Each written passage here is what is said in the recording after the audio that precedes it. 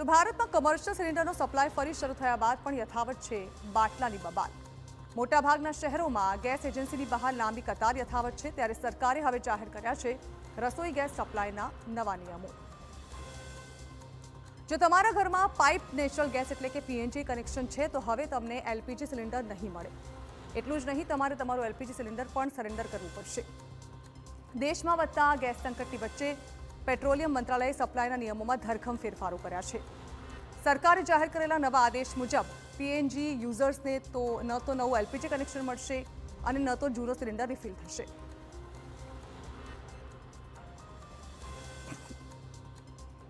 રસોઈ ગેસના સપ્લાયના 4 નવા નિયમો અમલી બન્યા છે, જેમાં હવે એક ઘરમાં પીએનજી અને એલપીજી બંને કનેક્શન રાખવા ગેરકાયદે રહેશે।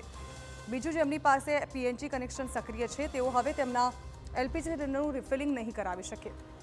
જેમની પાસે બંને સુવિધાઓ છે તેમણે પોતાનું ઘરેલું એલપીજી કનેક્શન વિભાગને તરત જ સરેન્ડર કરવું પડશે। આ ઉપરાંત પીએનજી ધરાવતા ગ્રાહકો હવે નવા ઘરેલું એલપીજી કનેક્શન માટે અરજી નહીં કરી શકે।